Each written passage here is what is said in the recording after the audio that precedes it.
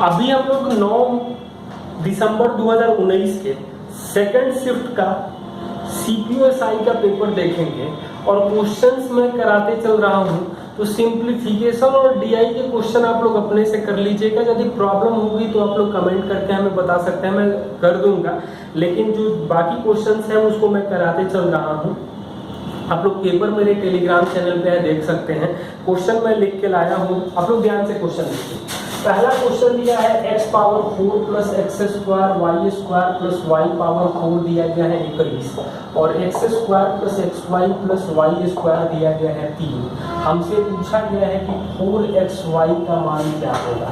तो यहाँ से इसमें भाग देंगे, मतलब x square minus x y plus y square, तो भाग देंगे तो ये 7 आ जाएगा। जब हम घटाएंगे तो हमें क्या मिलेगा, मतलब कि 2xy जो आ जाएगा वो आ जाएगा -4, यानी कि 4xy जो आ जाएगा वो -8 आएगा। दूसरा क्वेश्चन क्या दिया गया है, 20, 37, 54, 105 प्रत्येक में x घटाने पर समानुपाती हो जाती है, तो 7x - 5 × x + 1 का मध्यानुपाती क्या होगा, और ऑप्शन दिया गया है 8, 6, 12, 9। तो यदि हम लोग इसको 4 करेंगे, मध्यानुपाती मतलब इन दोनों का गुणा करके वर्गमूल निकालना होगा। और इस क्वेश्चन से रिलेटेड एक वीडियो मैंने अलग से कर दिया, तो इसको यदि हम लोग 4 मानेंगे मतलब इसका मान 3 आएगा, तो ये वैल्यू आ जाएगा 21 - 5 यानी कि 16 और 4 यानी 64 का वर्गमूल जो आ जाएगा वो 8 आएगा। क्वेश्चन की कोई जरूरत नहीं है।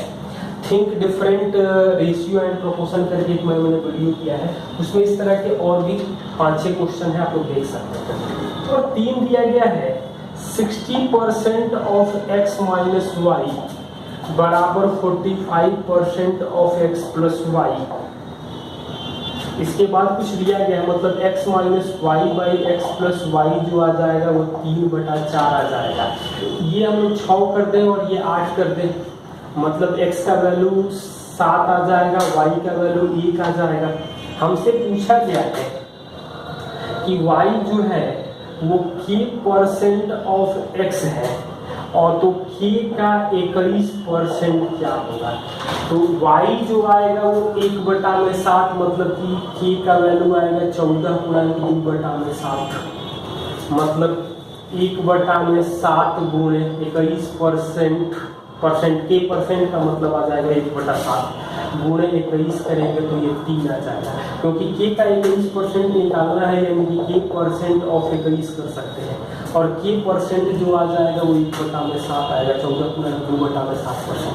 क्वेश्चन नंबर 4 दिया गया है, एक वस्तु को 1134 में बेचने पर अनु को होने वाली हानि इस वस्तु को 10% लाभ पर बेचने के बराबर होता है, तो 1354.50 में बेचा जाए तो लाभ प्रतिशत, मतलब कि 90% हमें आ रहा है 1134। हमें दिया गया है 1354.5 क्या पर कितना लाभ मिलेगा, मतलब 9 से भाग देंगे तो हमें 10% आ जाएगा 126, यानी 1260 आ रहा है।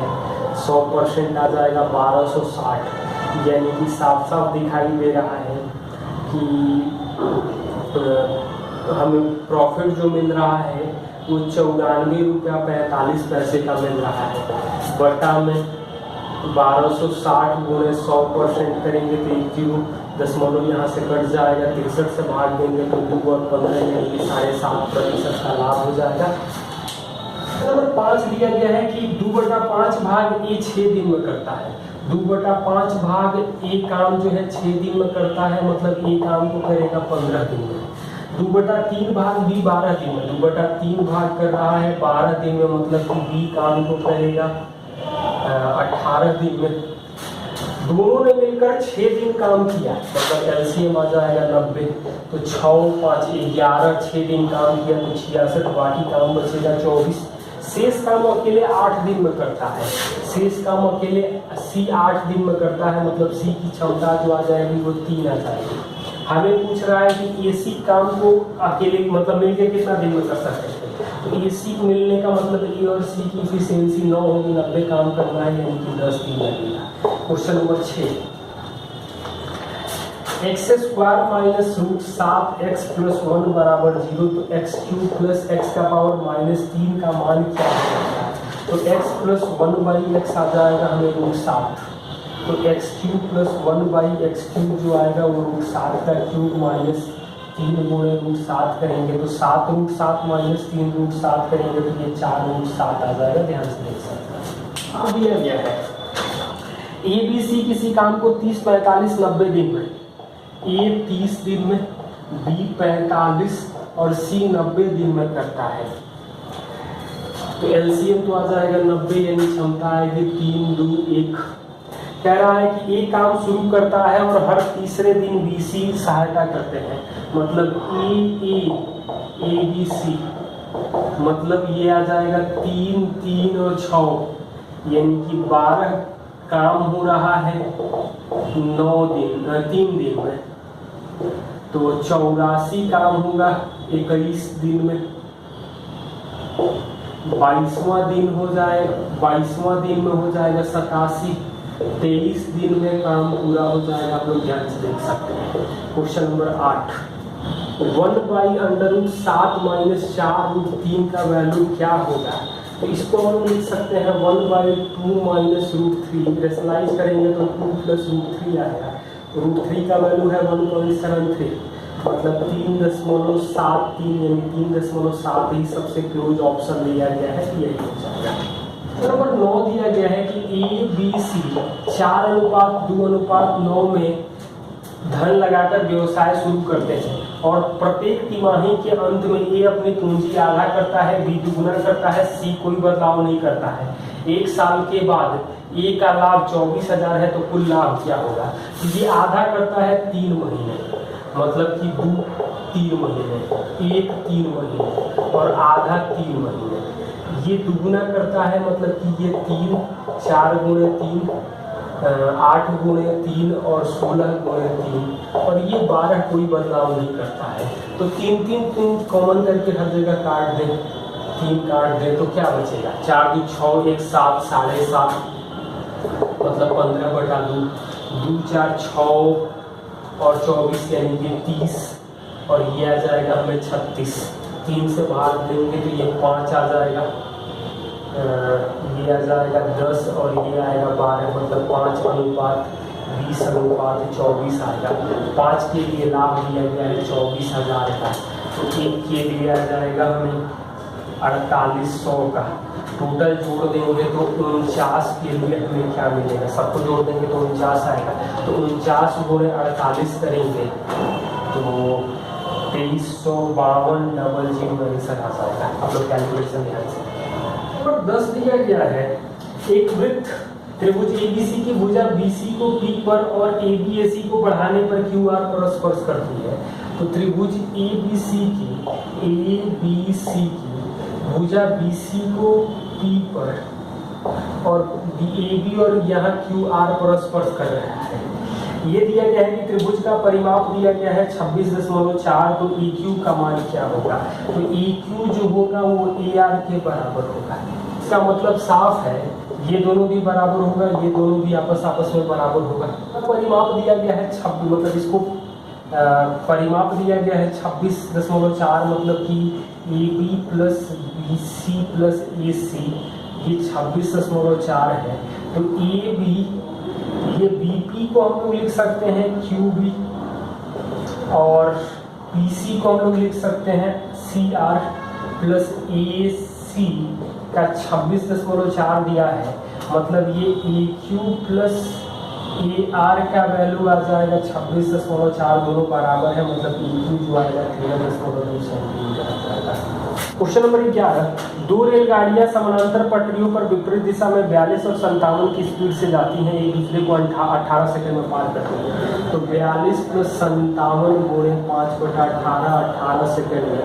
पहले ट्रेन की लंबाई 270 है, तो दूसरे की लंबाई क्या होगी? तो ये 99 गुणे 5 यानी 495 में से 270 घटेगा, तो दूसरे ट्रेन की लंबाई आ जाएगी 225 मीटर। क्वेश्चन नंबर 12 क्या दिया गया है? 3 साल के बाद चक्रवृद्धि ब्याज की दर से 35,680 होता है। 6 साल के बाद चक्रवृद्धि ब्याज की दर से कोई धन 53,520 होता है। तो कह रहा है कि पहले 3 साल में चक्रवृद्धि ब्याज कितना था। तो साफ साफ यहाँ दिखाई हमें ये दे रहा है कि 3 साल में 1.5 गुना हो रहा है, यानी कि मूलधन का 1.5 गुना आ रहा है 35,680 का। देख लीजिए 1.5 गुना आएगा 3/2, यानी 3 साल में, हर 3 साल में 1.5 गुना हो रहा है। तो मूलधन का 1.5 गुना, 1.5 का मतलब 3/2, यानी ब्याज क्या मिलेगा। तो एक मूलधन है तो ब्याज तो 1/2 मिलेगा, 3 से भाग दे देंगे तो 11 या 33, 8 यानी कि 2 9 3, लगभग में यही ऑप्शन दिया गया है, ये आंसर आ जाएगा। और 13 दिया गया है, ABC किसी काम को 12 घंटे में कर सकते हैं। ABC किसी काम को 12 घंटे में कर सकते हैं। 4 घंटे तक तीनों को काम करने दिया गया, फिर C को बंद कर दिया गया। मतलब ABC के 8 घंटे का काम, शेष काम AB 10 घंटे में काम करते हैं। A और B कर रहे हैं 10 घंटे में, मतलब ये 4 और ये 5। AB की क्षमता 5 आ जाएगी ABC की, और AB की क्षमता 4 आ जाएगी, मतलब C एक। टोटल काम 60 है। पूछ रहा है कि C 2/3 भाग टैंक भरने में कितना समय लेगा। तो टोटल 60 है, 60 का 2/3 करेंगे, मतलब 40 एक क्षमता है, यानी कि 40 घंटा लगेगा। 2/3 भाग C को करेंगे। क्वेश्चन नंबर 14 DI का है, आप लोग ध्यान से देख लीजिएगा। क्वेश्चन नंबर 15 दिया गया है, x 4 6 8 y 0 5 11 से विभाजित है तो x + y क्या होगा। मतलब ये तो 11 + x + y और 8 4 12, तो x + y को ये 12, यानी कि या तो हमें ये 12 है तो 23 हो जाना चाहिए, तो x + y को हमें 12 हो जाना पड़ेगा, या x + y को 1 होना पड़ेगा। तो x + y बराबर 1 का कोई ऑप्शन नहीं है, तो x + y बराबर 12 हो जाएगा। क्वेश्चन नंबर 16 DI के है, आप लोग देख लीजिएगा। क्वेश्चन नंबर 17 में दिया गया है, त्रिभुज ABC में BC पर कोई बिंदु D इस प्रकार है। त्रिभुज ABC में BC पर कोई बिंदु D इस प्रकार है कि एंगल ADC और एंगल BAC, ADC ये एंगल बराबर है एंगल BAC के, मतलब ये एंगल बराबर है। CA 10 दिया गया है, CA 10 दिया गया है, BC 16 दिया गया है, BC का वैल्यू 16 दिया गया है। CD का मान पूछा गया है, क्या होगा CD का मान, मतलब ये। तो यहाँ हम ये देख सकते हैं कि ये अल्फा है, इसको बीटा करेंगे तो दोनों में कॉमन होगा। तो छोटे वाले ट्रायंगल और बड़े वाले ट्रायंगल, तो छोटे ट्रायंगल में हम लोग अल्फा के सामने रखें, छोटे वाले ट्रायंगल में अल्फा के सामने हम लोग देखेंगे तो 10 सिमिलरिटी आ जाएगी। तो 10 और बड़े वाले ट्रायंगल में 16। तो यहाँ से ये है कि ये बीटा दोनों में कॉमन है, तो ये वाला एंगल जो होगा इसके बराबर हो जाएगा। तो छोटे वाले ट्रायंगल में यानी CD बटा में बड़े वाले ट्रायंगल में ये 10 आ जाएगा, तो CD का वैल्यू आएगा 100/16 यानी 6।